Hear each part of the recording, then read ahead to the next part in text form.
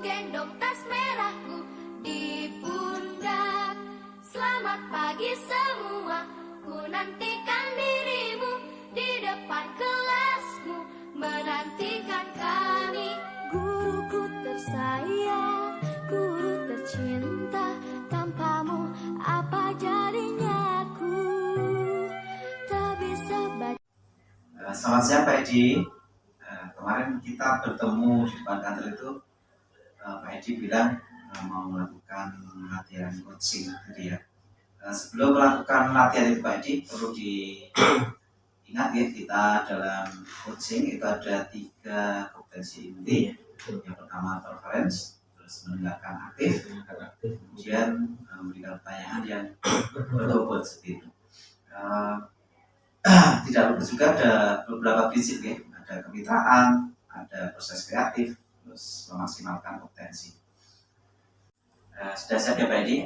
Kemudian dalam proses latihan coaching ini, kira-kira kompetensi coaching yang mana yang Bapak Edi ingin kembangkan? Untuk sementara yang akan saya kembangkan ini nanti berkaitan dengan pertanyaan yang Pertanyaan berbobot ya. Jadi dari ketiga itu yang mendengarkan aktif, kemudian pertanyaan berbobot, kemudian dari dosa itu saya ingin mengembangkan untuk yang pertanyaan yang berbobot. Kemudian kira-kira nanti kan saya mengamati Pak Edi ya sebagai observer. Adakah indikator ketercapaian dari tujuan yang pengembangan pertanyaan berbobot tadi Pak? Untuk indikator ketercapaian dari yang akan mungkin bisa dicapai nih, itu nanti paling untuk yang psikos itu nanti bisa untuk mencari solusi Pak. Jadi solusi yang dia coachingnya dari coachingnya nanti bisa terpenuhi Pak. Jadi mungkin kita hanya memberikan pertanyaan-pertanyaan pemantik, kemudian pertanyaan-pertanyaan itu nanti memancing gitu. Iya, pemancing itu sebagai rangsangan ya. Jadi nanti coach itu nanti bisa untuk bisa menemukan solusinya dengan pertanyaan. Baik Pak Edi ya. Yaudah Pak Edi, mudah-mudahan nanti proses coachingnya bisa berjalan lancar seperti itu Pak ya. Ya, siap Pak. Terima kasih Pak. Ya, saya amati dari sini Pak. Siap. Baik, selamat siang Pak Edi. Selamat siang. Terima kasih ya waktunya. Maaf ganggu ini jadinya mestinya ngajar sekarang ya Pak ya? Atau masih nanti? Oke, baik. Semoga cukup ya 15 menit. Ada anak-anak nih Pak yang ingin aku sampaikan ke Pak Edi, barangkali nanti aku bisa dibantu supaya aku dapat menemukan solusi gitu ya Pak ya. Jadi gini ceritanya, di kelas S1A ya, yang sama-sama kita tahu seperti itu, saya menemukan kelas itu kalau siang benar-benar pusing Pak, dari kelasnya itu seperti apa. Jadi kalau aku masuk, aku udah baring tuh di belakang, udah dengan posisi yang secara fisik mungkin mereka kelelahan ya, seperti itu. Terus main HP, yang kemudian mengkondisikan mereka untuk belajar itu susah banget. Jam siang pasti selalu seperti itu. Itu ngajarnya siang hari ya? Iya, siang jadi sudah siang. Habis istirahat. Iya, anak pas waktunya mungkin kelelahan capek itu ya? Iya, bisa gitu. Lagian juga mereka pasti banyak aktivitas di klubnya juga, mereka capek, dan sekolah tuh ya tinggal sisa-sisa energi yang seperti itu. Kesulitan sekali untuk mengelola kelasnya. Kemudian mungkin sedikit ya yang mungkin ditanya. Itu mungkin pada waktu di kelas, itu kira-kira ibu menggunakan media atau pembelajaran yang seperti apa? Mungkin anak-anak seperti itu, atau mungkin hanya pada waktu jam itu saja, atau mungkin di waktu pagi hari itu juga sama seperti itu? Kalau tentang paginya seperti apa sih, belum sempat ngobrol sih Pak sama teman-teman guru yang lain. Cuma kalau selama ini yang saya lakukan di kelas ya pedoman sama LKPD aja seperti itu. Dan untuk mengajak mereka tune in di pembelajaran itu susah sekali seperti itu. Jadi aku kayak ngerasa nyiksa mereka gitu lagi. Jadi mungkin ini mungkin kejadiannya mungkin pada waktu di siang hari, kemudian mungkin juga anak-anak kan juga pas lagi malas-malasnya mungkin ya seperti itu. Mungkin. Jadi dari itu mungkin juga guru-guru yang lain atau mungkin sudah pernah bercerita gitu belum kira-kira? Sedikit sih Pak, guru bahasa Jawa sih pernah ngobrol begitu juga. Kebetulan dia di hari berikutnya juga siang, kendalanya sama. Cuma kalau yang pagi hari aku belum pernah sharing sama teman-teman yang lain. Guru bahasa Jawa juga ngalamin kendala yang sama. Berarti kan mungkin dari pengalaman ya.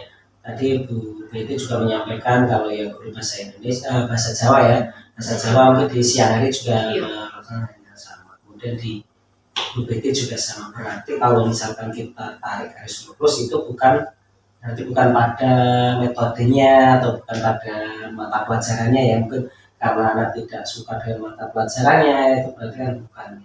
Oke, berarti kira-kira ini Bu, kira-kira ya, itu nanti kalau menurut Ibu pembelajaran itu mungkin di kelas itu terlihatnya mungkin sama, membosankan atau mungkin apa ya, ada pengennya suasana berbeda atau apa, ini kira-kira terpikir dulu. Apa mungkin karena jenuh ya anak-anaknya ya Pak ya, merasa dia jenuh dengan suasana yang sama seperti itu dan mungkin terpola di siang hari. Betul. Tempatnya yang di situ, lalu dari pagi sudah di ruangan itu terus. Jadi habitnya dia juga akhirnya siang ujung-ujungnya seperti itu. Dari itu jenuh ya Pak ya. Jadi mereka jenuh, bosan sama keadaan yang mungkin dengan keadaannya seperti itu ya Bu. Nah itu kan dari pagi sudah di dalam kelas, kemudian sudah jenuh pastinya kan. Kemudian kan apalagi di sekolah itu kan tingkatnya SMA ya. Nah itu kan kalau di SMK itu kan mungkin masih ada kegiatan yang mungkin dilakukan di bengkel, di praktek, di luar kan ada apa ya? Ada semacam pergantian lah yang tadi yang di kelas di luar kelas. Nah kira-kira ini yang dari saya sampaikan tadi kan ada yang di SMK mungkin di bengkel, kemudian mungkin ada yang di lab. Nah itu kira-kira kalau dari pandangan Ibu sendiri, kira-kira yang bisa apa ya, yang bisa merubah mindset anak-anak, kemudian suasana itu kira-kira seperti apa kalau di sekolah? SMK punya bengkel ya. Aku mungkin harus berpikir untuk ngajakin mereka juga di suasana yang lain ya Pak. Iya betul. Karena mau punya bengkel. Atau mungkin aku ajak dia belajar. Tapi gini Pak, kalau kita bawa ke perpus, aku nggak yakin juga. Perpus tuh adem. Mereka pasti juga tidur tuh di situ. Anak-anak sudah pasti juga ya? Kan sudah sering ke perpus juga. Iya, jadi sama sih ada mejanya. Atau aku perlu cari tempat di luar mungkin ya Pak ya, outdoor. Tapi nggak ada mejanya. Iya. Jadi dia nggak sempat naruh kepala. Betul. Seperti itu baik Pak. Iya.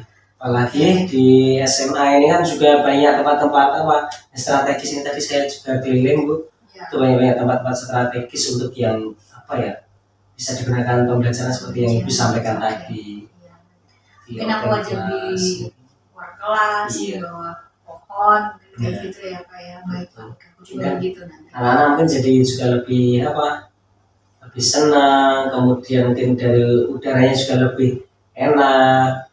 Iya, oke aku coba. Jadi ada suasana baru untuk mereka, coba mereka ajak ke luar Pak. Ini lesehan mungkin seperti ini Pak, lesehan bawa kelas gitu, terus di rumput di sebelah sana ada seperti ke greenhouse. Jadi dari ini pembicaraan ini itu kira-kira rencananya ke depan kira-kira. Oke.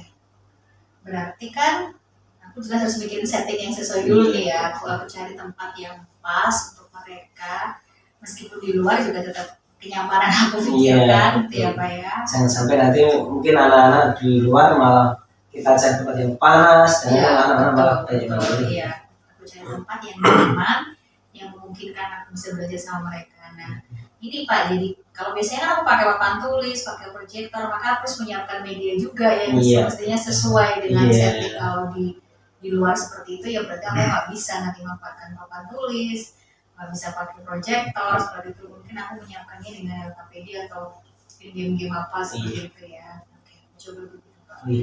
Kalau boleh tahu nih, Bu Betty kan mengamunya di bahasa Inggris ya. Iya. Nah itu nanti mungkin bisa juga nanti bahasa Inggris itu nanti juga bisa diterapkan juga Bu nanti untuk di apa lingkungan sekitar, di alam itu juga kan nanti sudah di sekitar kita mungkin dengan menggunakan bahasa Inggris atau apa ya untuk yang mungkin yang kelas 10 itu kan masih apa ya bahasanya juga kan masih baru gitu ya sebenarnya itu nanti mungkin di lingkungan umum di lingkungan luar itu kan nanti sudah bisa menggunakan semacam itu.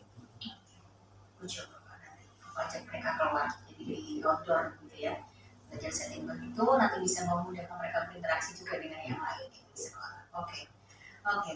Kemudian ini komitmennya nih kira-kira nih. Ya, yang jelas aku harus mencoba dulu nih. Aku harus mencoba untuk kita coba dulu satu setting gitu ya, satu skenario yang memungkinkan mereka belajar di luar kelas yang support media juga oke, seperti itu. Dan aku juga harus mengubah desain pembelajarannya Iya, Pak. Jadi tentunya itu. tidak sama lagi dengan yang saya lakukan di kelas ini. Mungkin nanti aku juga mau ajakin teman sih Pak supaya bisa melihat keefektifan apa yang aku lakukan. Nanti aku Jadi nanti minta teman sejawat juga saya untuk coba mungkin ajak. menilai ya, Saya coba. lebih parah atau mungkin anak bisa Biar tahu mengkondisikan ya. Iya, baik. Seperti itu. Gitu.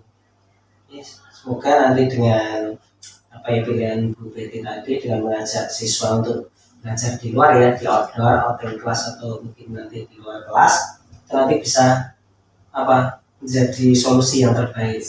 Apapun nanti dari solusi ini nanti tetap kita dukung.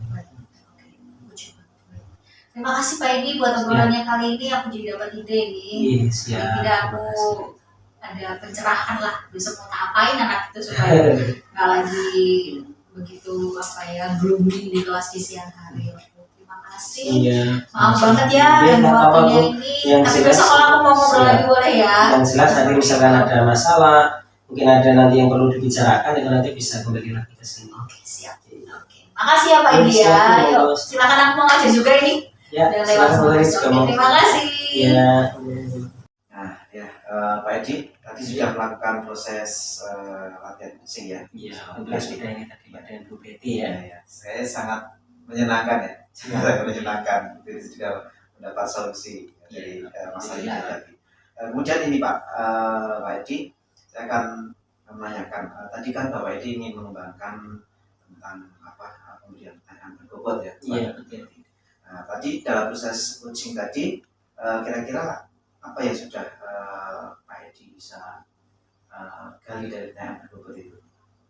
Jadi tadi untuk sebenarnya masalah yang dari Bu Betty tadi untuk anak-anak itu di siang hari Pak pada waktu jam siang ya khususnya ya itu baik di mata pelajaran di bahasa Inggris ataupun di mapel guru yang lain itu ternyata sama Pak. Jadi anak-anak itu ada yang tiduran, kemudian ada yang asik dengan kegiatannya sendiri dan sebagainya.